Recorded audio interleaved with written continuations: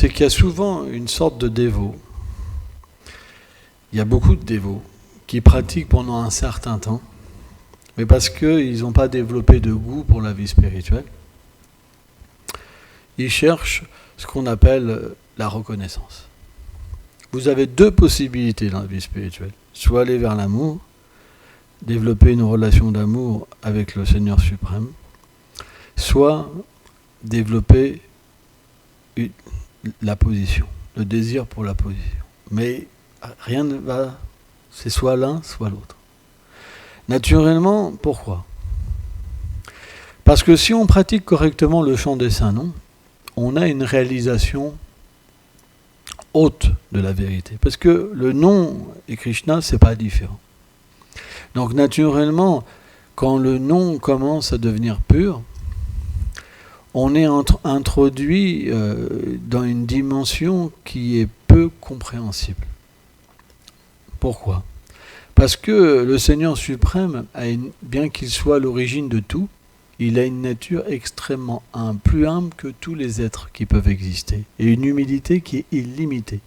Donc naturellement, quand la réalisation en fait du Seigneur vient, c'est pas une relation de peur, c'est pas une relation qu'on comprend toutes les énergies, mais on va comprendre l'amour. L'amour, ça veut dire que cette personne, elle a besoin de nous, bien plus qu'on puisse penser. Et à partir de là, notre situation, elle devient réglée. Parce que dans ce monde, on cherche l'amour et on ne peut pas le trouver. Parce que de toute façon, même s'il est un petit peu disponible, on ne veut pas de nous. Ou quand on pense qu'on a réussi, on rate tout. On est toujours frustré. Donc, naturellement, à moins d'avoir cette expérience, il n'y a pas de délivrance. Il n'y a pas de délivrance. Tant qu'il n'y a pas l'expérience en fait, de la réalisation spirituelle, on est à un niveau de vie où on parle de l'amour, mais on ne peut pas le goûter. Il n'y a rien de pire, en fait. Il n'y a rien de pire. Par exemple, la politique, ils vont vous dire, si on vire les immigrés, si on fait ceci, si on fait cela, tout le monde va être heureux. C'est complètement faux. Il y a même, par exemple, des peuples qui ont essayé de massacrer tous les gens pour être heureux. Personne n'a été heureux comme ça. Donc c'est juste de la tricherie.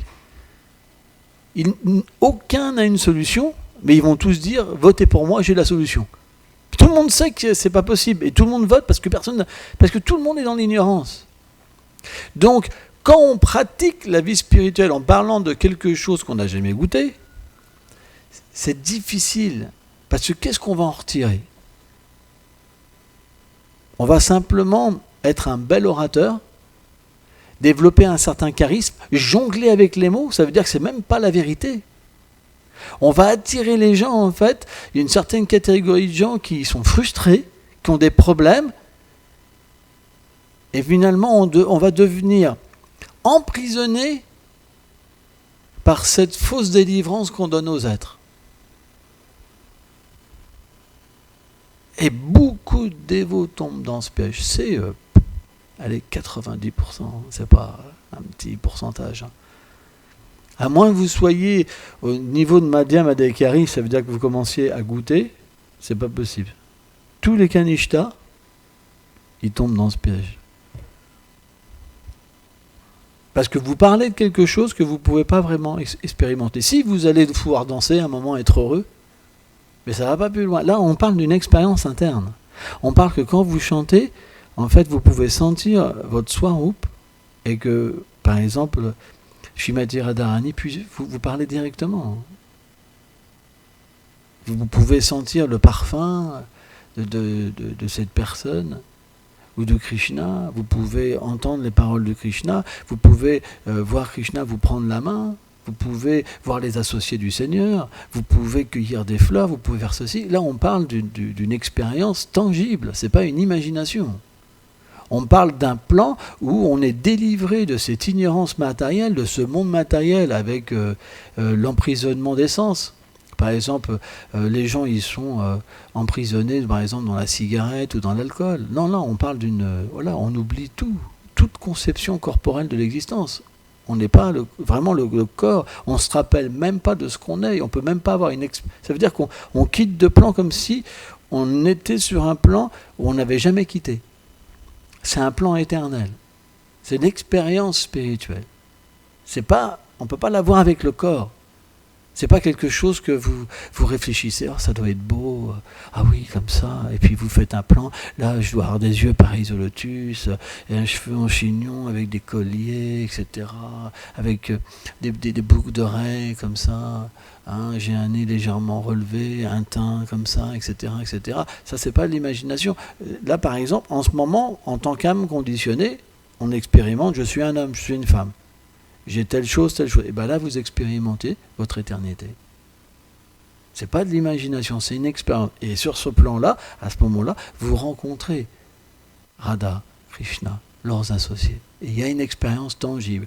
Donc quand cette expérience est là, naturellement, qu'est-ce qui se passe ? Vous avez une expérience et vous désirez retrouver cette expérience. Pourquoi ? Parce que rien ne peut être plus fort. Et dans ce monde, comme tout est le reflet de cette réalité, eh ben vous devenez dégoûté de ce monde. Ce monde, il vous donne simplement envie de vomir, parce qu'il vous rappelle que vous êtes éloigné de la réalité. Partout où vous allez, quoi que vous parliez à quelqu'un, il y a la haine, il y a l'envie, c'est terrible ce monde. Il y a la mort, il y a la maladie. Il y a besoin de travailler, il y a besoin d'argent. Là-bas, sur ce plan de l'existence, il n'y a rien. On a juste besoin de donner de l'amour. On a besoin juste d'exister. Et on est amour. Le corps est amour. Tout est amour. Ici, il y a de l'arthrose. On est de l'arthrose. Ou alors, on est obligé de régler des problèmes. C'est toujours des problèmes, toujours. C'est fatigant comme monde. Vous vous rendez compte ? C'est fatigant.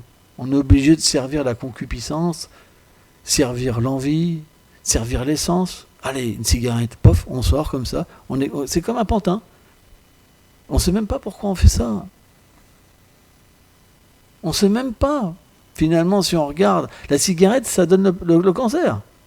Par exemple. L'alcool, pareil. Parce qu'on a besoin d'ignorance. Moi, je me rappelle quand j'étais gamin, je prenais de la drogue, par exemple, et je ne pouvais pas vivre sans être drogué, parce que je ne pouvais pas avoir ce monde. Je ne pouvais pas le voir.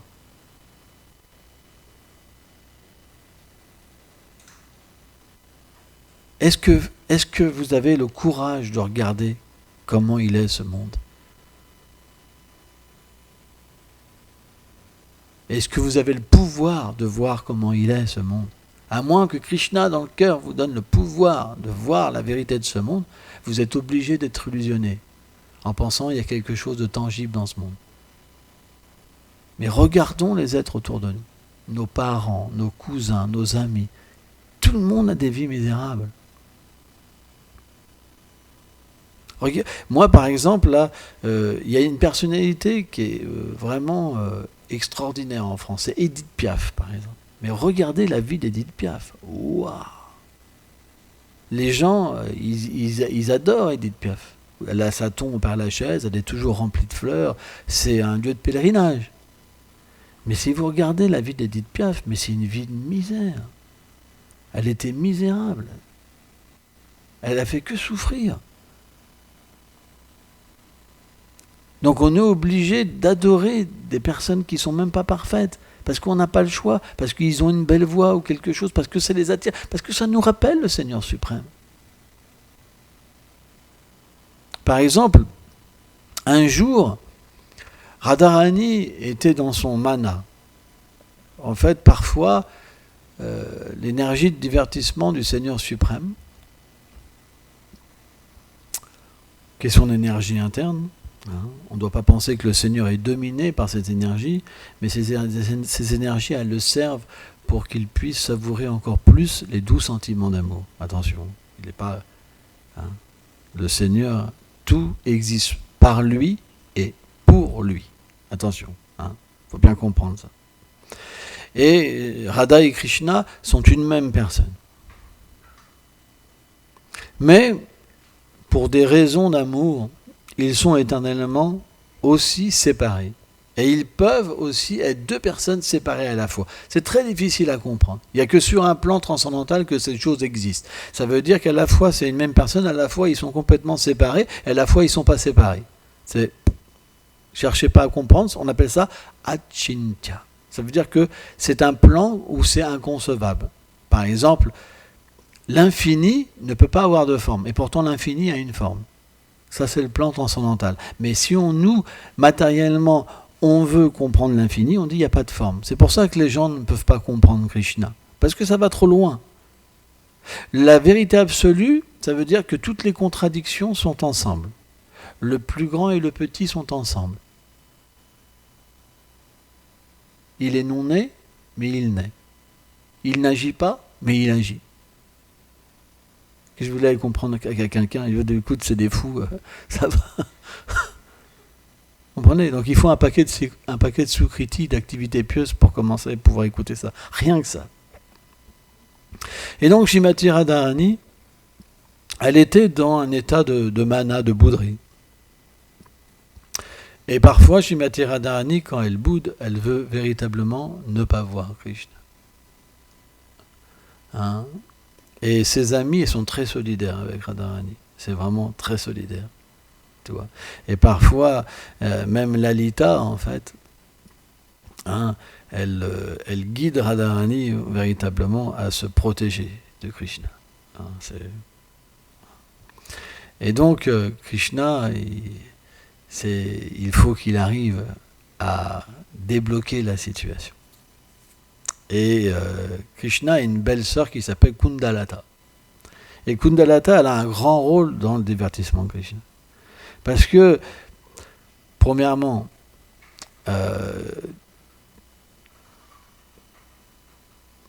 toutes les gopis, hein, pas les gopis, mais Chandravali, pas Chandravali, mais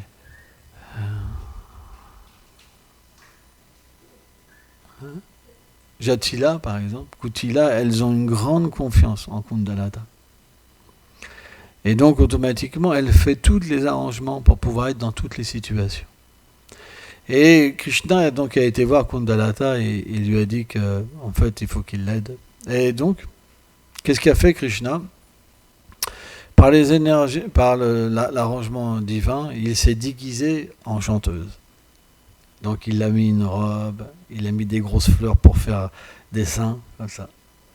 Et donc, il est arrivé proche, en fait, de Javat, là où il y a la demeure de Jatila, et où Vrishabhanu Maharaj donc, a construit une résidence pour sa fille, Srimati Radharani, une résidence merveilleuse.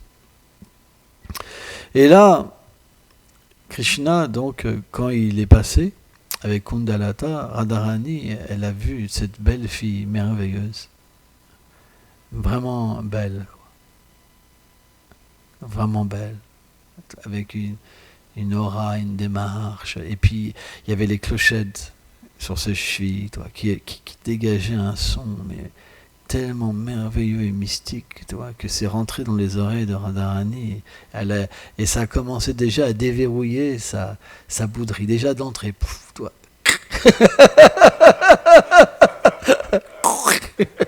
Tout de suite, déjà, elle a capitulé.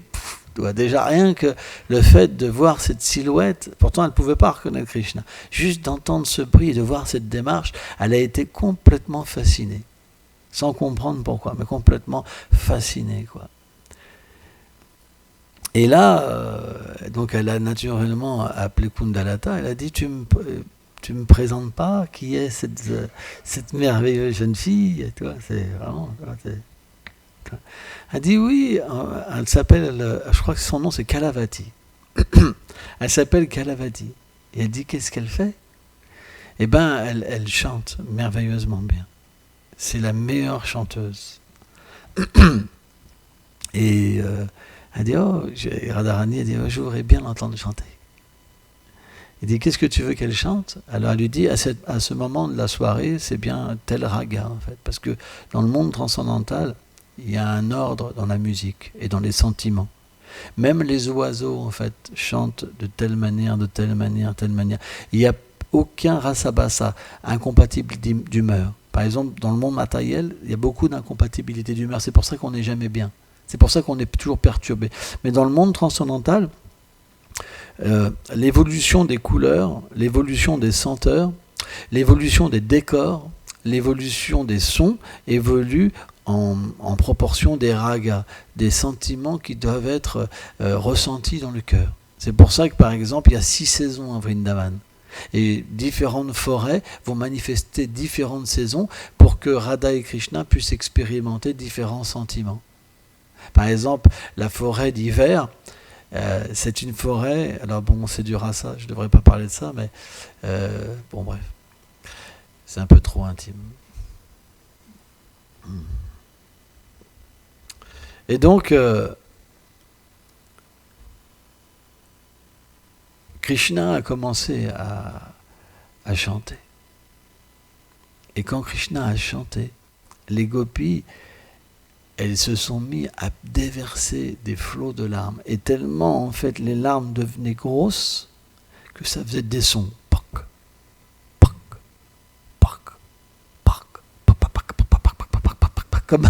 comme, vous savez, par exemple, quand vous entendez un orage, vous savez, il y a des gros sons c'est tellement, en fait, leur cœur s'est complètement liquéfié, en fait. À l'intérieur, leur amour est complètement devenu comme baraté, comme complètement comme du gui qu'on fait fondre, quoi. Ça s'est transformé en larmes, en fait. Et les larmes, elles tombaient, elles étaient tellement lourdes d'amour qu'elles faisaient du bruit, en fait. Et là, ils étaient complètement stupéfaits. Parce que, en fait, une telle mélodie, elle ne pouvait pas être chantée par un humain. C'est pas possible, quoi. Parce qu'il y a des notes que l'humain ne peut pas faire, que seuls les demi-dieux, encore à la rigueur, et encore. Tu vois. Et donc, elles ont posé la question, mais comment c'est possible qu'elle chante aussi bien? Et la Kundalata, en fait, elle a dit qu'elle avait appris avec Brihaspati. Brihaspati, c'est le gourou des demi-dieux. Et donc, ils ont dit comment c'est possible. Ben, en fait, Kalavati, elle vient de Mathura. Et en fait, un jour, il y a l'esprit Kundalata, en fait, c'est une fausse histoire. Hein. C'est juste une invention pour que Krishna il rencontre Radharani. Et elle dit, en fait, Brihaspati est venu un jour à Mathura pour enseigner le chant. Et une fois, il a chanté dans un parc. Et Kalavati, donc, elle a entendu Brihaspati chanter. Et le lendemain, elle s'est mise à chanter la même chanson avec le même talent que Brihaspati. Et là, Brihaspati, il a complètement été confondu. Il a dit, mais comment c'est possible que tu puisses chanter ma chanson, que personne ne peut chanter parfaitement, juste tu l'as écouté une fois. Et là, du coup, Kalavati, elle a eu le bénéfice de partir avec Brihaspati dans le royaume édénique pour apprendre. Et là, elle vient juste de revenir de Mathura. Donc tu as une grande chance de la voir. Et là, Radharani, elle était tellement conquise par cette chanteuse qu'elle voulait lui offrir un collier qui avait une valeur de 100 millions, en fait, d'euros. Quoi, 100 millions de dollars ou 100 millions d'euros, quoi. Tu vois. Et là, et comment dire, pour la récompenser, quoi. Mais donc Krishna, dans cette histoire, il jouait le timide, quoi. Et il a dit qu'il ne pouvait pas accepter ça. Par contre, ce qu'il pouvait accepter, c'est une étreinte.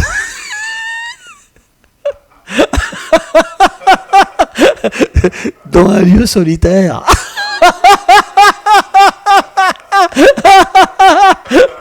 Ça, c'était une réelle récompense d'une amie aimante. Et là, Lita, elle a approché, elle lui dit, en fait, c'est ton amant fourbe qu'elle a, toi. Ils l'ont tout de suite repéré, toi, du coup, toi.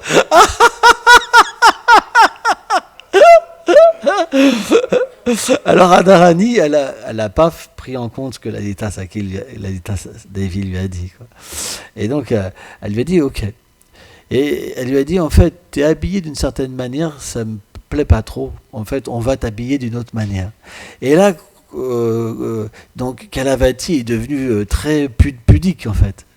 Et là, Kundalata, pour sortir Krishna de l'embarras, dit non, non, en fait, elle est très chaste et très pudique.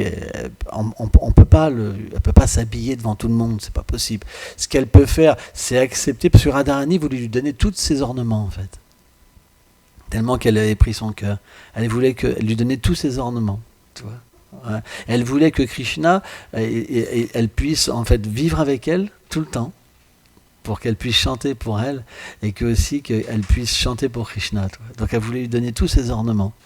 Et donc Kundalata, pour sortir Krishna de cette situation, il dit, écoute, ce qu'elle peut faire, comme elle est très timide, elle peut aller chez elle, se changer et revenir.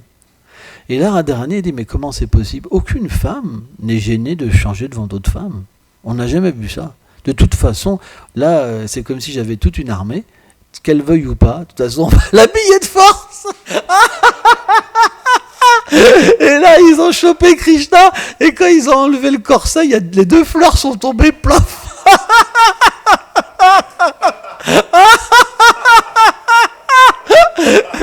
Et Krishna, il a fait semblant de rien, il a mis son voile comme ça, tu sais. Et là, tout le monde s'est mis à rigoler. Pendant 3 heures d'affilée, tout le monde s'est mis à rigoler. Même Krishna rigolait, même Kundalata rigolait. Ça, c'est des divertissements à Vrindavan. Pourquoi je racontais ça?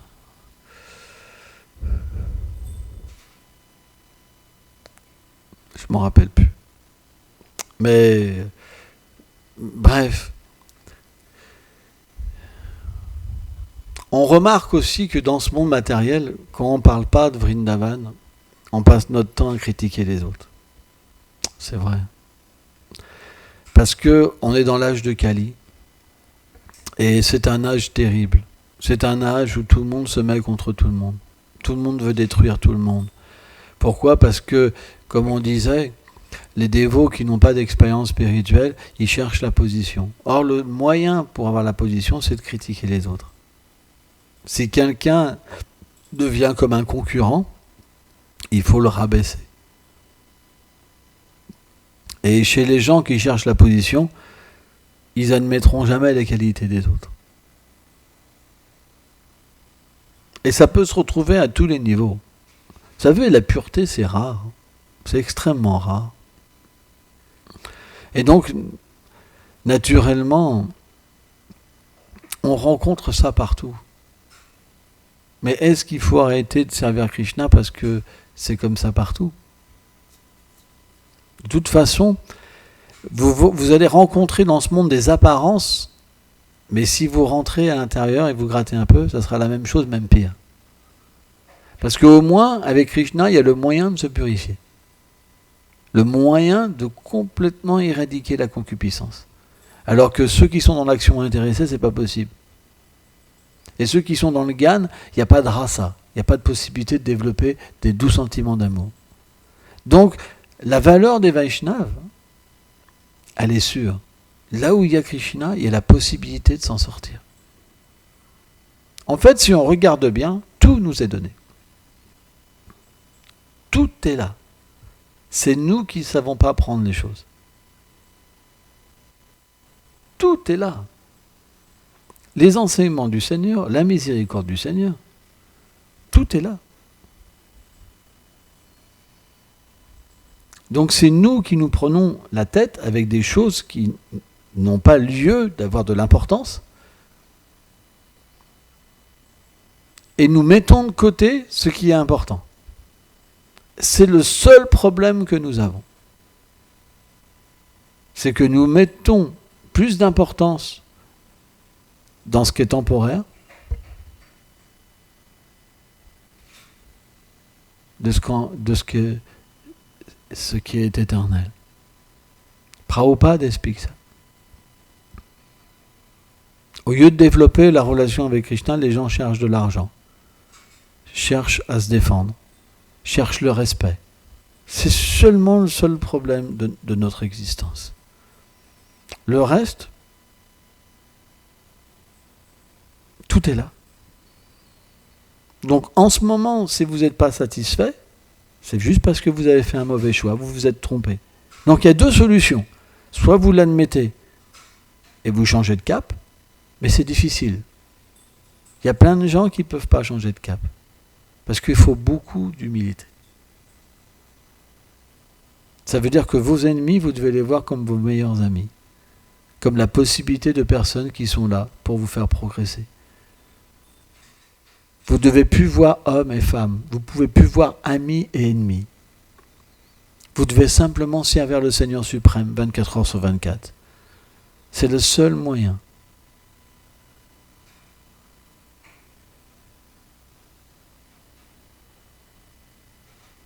Il n'y a pas d'autre moyen. Si vous mettez ça de côté, vous rencontrerez que des problèmes dans votre vie. Parce que de toute façon,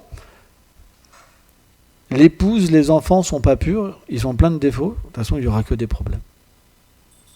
Une vie communautaire, c'est fait de gens qui sont imparfaits, il n'y aura que des problèmes. Vous pouvez même vous isoler, vous êtes imparfait au fond de vous-même, vous verrez tous les problèmes au fond de vous-même.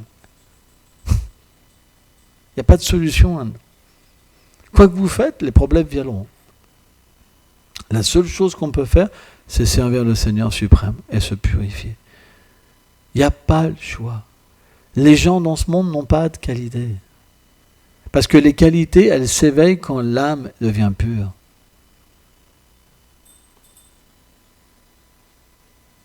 Par exemple, faites un rêve. Et dans ce rêve, vous avez des bonnes qualités. Quand vous vous réveillez, elles sont où les qualités ?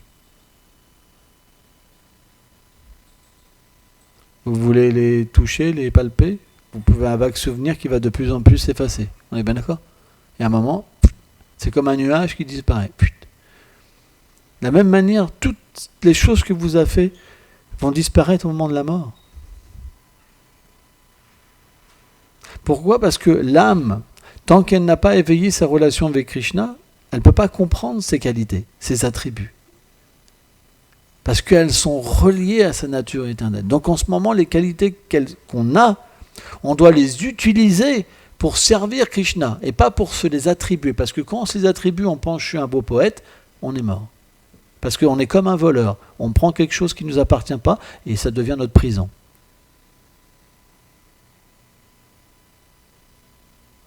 Et on est malheureux. La preuve, il y a plein de poètes qui se suicident. Pourquoi ils se suicident ? Il y a plein de gens célèbres qui se suicident. Pourquoi ? Vous vous êtes déjà posé la question, pourquoi ces artistes si célèbres, ils sont tellement malheureux ? Mais observez la vie des gens célèbres. Mais c'est intéressant. Moi, je le fais. À part ceux qui sont pieux, les restes, c'est l'horreur, leur vie.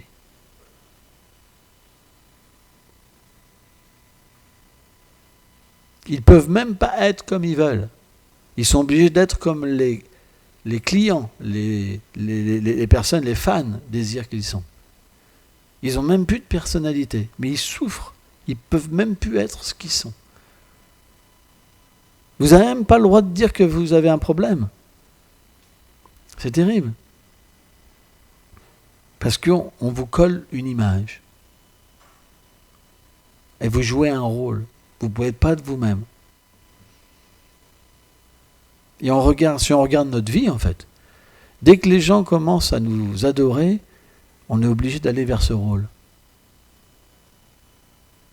On est dépendant des autres, on ne peut pas être ce qu'on est. Pourquoi ? Parce que l'âme, elle est au-delà de tout ça. Regardons quand on est enfant, quand on grandit, quand on vieillit, combien de rôles on a pris.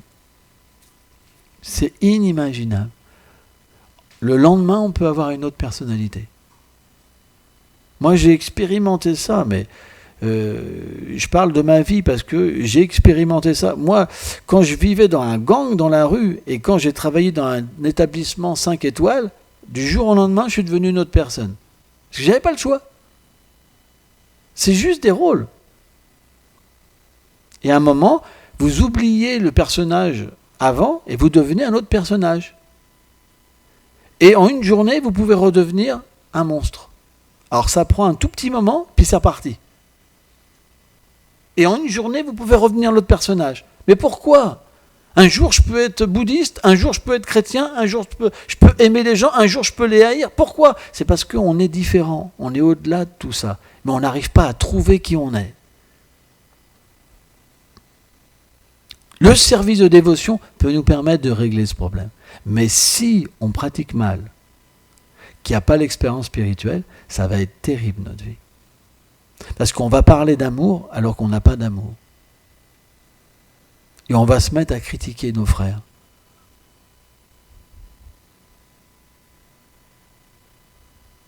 Pourquoi ? Parce qu'on va chercher la reconnaissance. Et automatiquement, qu'est-ce qui va se passer ? Comme on critique, ça va revenir aux oreilles des autres. Et ceux qui ne sont pas purs, ils vont développer de la haine. Et à un moment, la communauté commence à se fractionner. Et on vit dans une duplicité, ça veut dire qu'on va dire « Ah, tu vas bien ?» alors qu'on n'aime plus la personne. Et à ce moment-là, on ne peut plus adorer le Seigneur suprême. C'est fini, en fait. Parce qu'on peut avoir un lien avec le Seigneur quand ce qu'on pense et ce qu'on dit, c'est la même chose.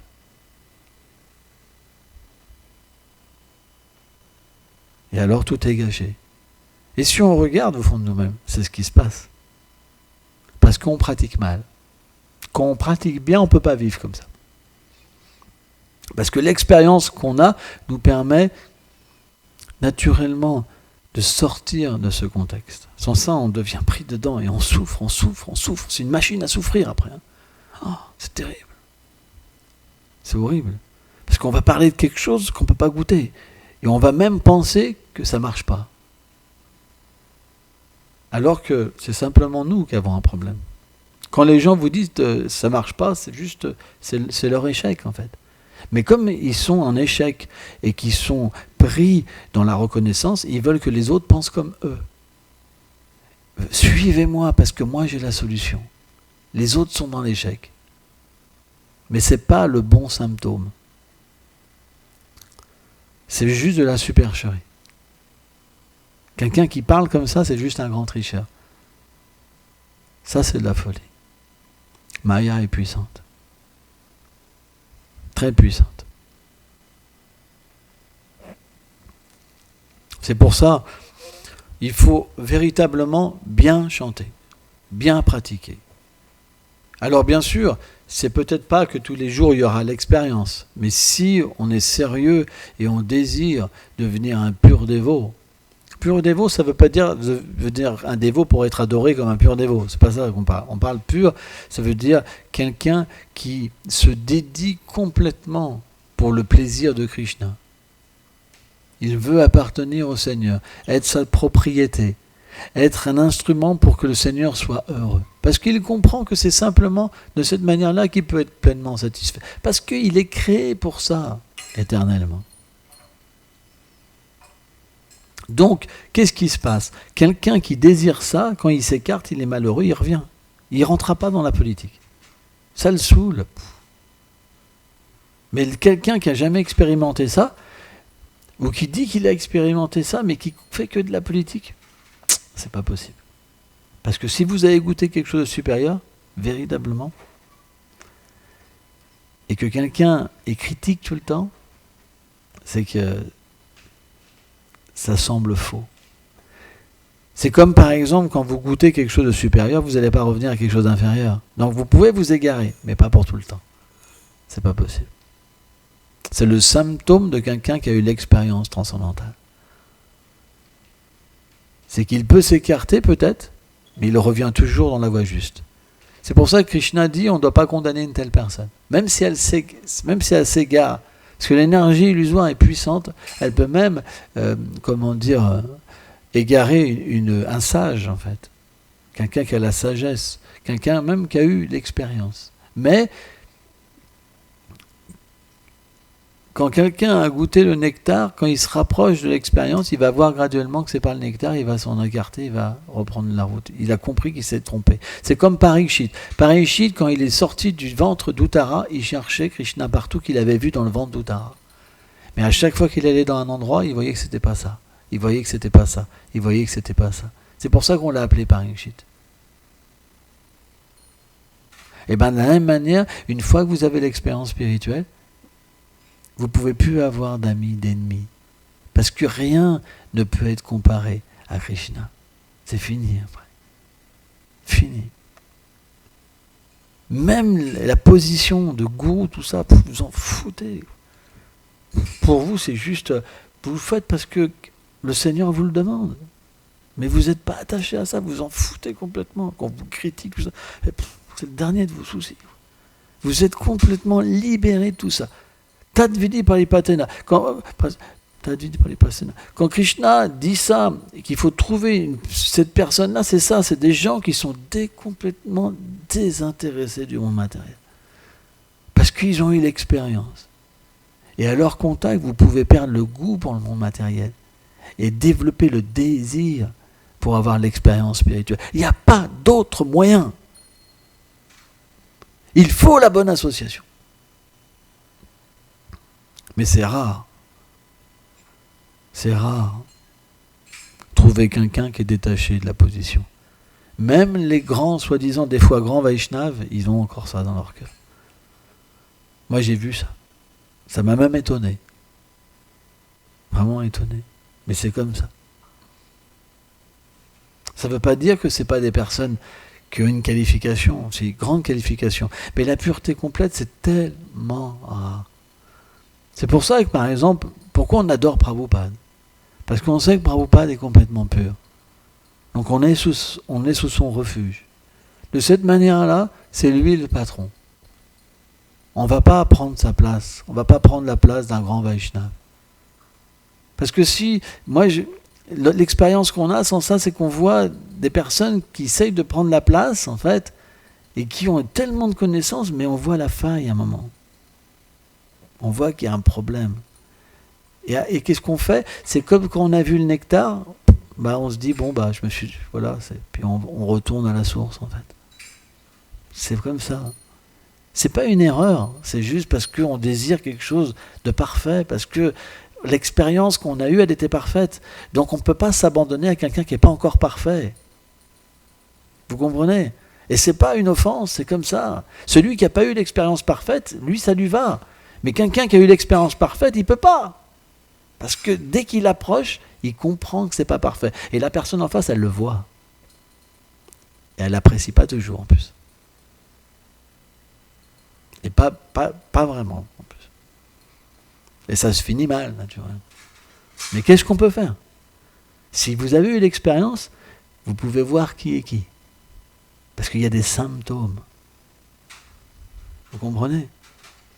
Vous ne pouvez pas vous abandonner à quelqu'un qui... Voilà, vous avez besoin de 100%. Quoi, tu vois ? C'est pour ça que Prabhupada, c'est la personne vraiment parfaite, quoi. C'est vrai.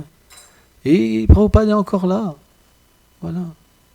Pourquoi ? Parce que Krishna, dans son cœur, Bhakti-Prabhupada Puri Maharaj dit, dans le cœur de Krishna, il y a ses dévots. Jiva Goswami est là, Rupa Goswami est là, Vishvacharya Thakur sont là, Krishnas Kaviraj Goswami sont là, il y a tellement de Vaishnavas. Donc, même si des purs dévots complets ne sont pas disponibles, on a quand même ce refuge. Et si on est sincère, la connexion vient, peu importe l'aide qu'on retrouvera, l'aide que Krishna va nous donner. Donc un Vaishnava, lui, il est, comment dire, par sa propre expérience, c'est pas qu'il est critique, c'est qu'il comprend, comment dire, que par rapport à l'expérience qu'on a eue, on a un désir.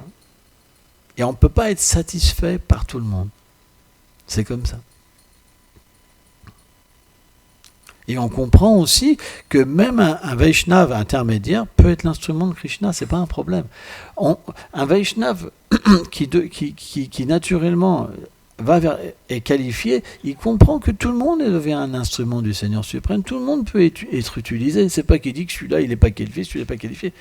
Mais lui-même, il aspire à quelque chose de spécial. Pourquoi ? Parce qu'il a eu différentes vies, même. Il a eu tellement d'expériences avec des grands Vaishnavas. Donc ça reste à l'intérieur de lui. Il peut même réexpérimenter ça, en fait, dans cette vie. Toutes les associations qu'il a eues et tout. La vie d'un Vaishnava, ce n'est pas des vies ordinaires. Et automatiquement, il ne peut pas s'abandonner à n'importe qui. C'est pas possible.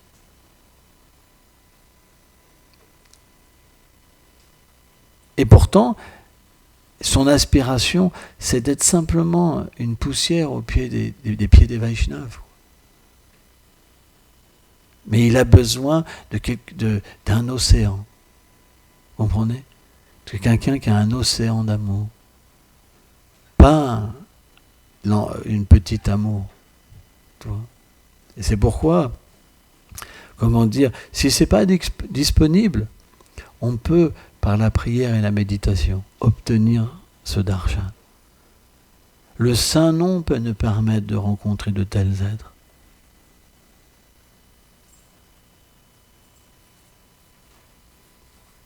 C'est pourquoi tout est disponible. Les gens qui vous dites, j'ai entendu ça dimanche, quelqu'un dire, j'ai pas envie d'avouer que ça n'existe pas, que c'est un échec. Mais en fait, c'est juste parce que lui, c'est un échec pour lui. Et naturellement, qu'est-ce que font les gens? Parce qu'ils ont l'échec, ils veulent que tout le monde soit en échec. Parce que ça, c'est le phénomène de la reconnaissance pratishta. On ne veut pas admettre que c'est notre problème, mais on veut que ce soit le problème des autres. C'est la faute des autres. Tout est gâché quand c'est comme ça. Et ça, c'est beaucoup de dévots. Arrivé à un moment, quand ils pratiquent mal, au bout de certaines années, c'est la finalité, quoi. Il y en a plein comme ça.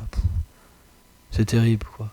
C'est pour ça que souvent, les vieux dévots, c'est souvent même des problèmes. Parce que c'est souvent eux qui font de la politique. Et qui gâchent tout, en fait. Qui vont vous mettre une couche parce qu'ils n'ont pas réussi, comme quoi que, voilà, c'est pour les Indiens, ou c'est pour ceci, pour cela, voilà. Que ça n'existe pas, que c'est ceci, cela. Et ça devient des religieux. Ces gens-là, ils veulent être sauvés simplement par magie. Ils ne peuvent pas expérimenter, donc ils seront sauvés comme un... Voilà, on voit des fois des religieux, ils disent de toute façon on va être sauvés. Mais ils n'en ont aucune preuve, hein. Mais ils vont être sauvés. C'est pas ça notre philosophie. Notre philosophie, c'est que l'expérience, elle doit venir par la sincérité, par le fait de prendre conscience qu'on s'est trompé. Si l'expérience n'est pas là, c'est qu'on s'est trompé de voie, on doit retravailler au fond de nous-mêmes et étudier, comprendre ce qui ne va pas en nous. C'est pour ça que si on n'étudie pas, on ne peut pas se remettre en question. Les gens qui n'étudient pas, ils sont des sentimentalistes. Ils ne se remettent jamais en question. Ils n'ont pas de philosophie. Ou ils se servent de la philosophie. Ce n'est plus la philosophie du Seigneur suprême. C'est leur conception. C'est pourquoi, par exemple, certaines personnes, ils lisent que les versets, ils ne lisent pas les commentaires. Parce qu'ils ne veulent pas changer. Parce que quand ils lisent les Vaishnavas, ils sont obligés de changer. Ils n'ont pas envie. Ils vont vous dire, moi je ne lis pas les commentaires. Ces personnes-là, ils sont pas authentiques. Parce que c'est dans les commentaires qu'il y a la solution. Parce que les Vaishnavas viennent pour ça. Pour nous permettre d'avoir un bon comportement, une bonne attitude, et de pouvoir comprendre les versets. Sans ça, les versets, on va les interpréter. Et on va continuer à faire de la vie sexuelle illicite, à fumer, à s'intoxiquer, en pensant qu'on est un Vaishnava. Mais si vous lisez les teneurs et portées, vous aurez la force d'arrêter les activités pécheresses. Et de devenir des vrais Vaishnavas. D'arrêter de critiquer. Et de devenir humble. Sans la miséricorde des Vaishnavas, ce n'est pas possible. Et il y a plein de commentaires. Il y a plein de littérature Vaishnava. On doit prendre refuge dans les Vaishnavas. C'est important. Merci beaucoup.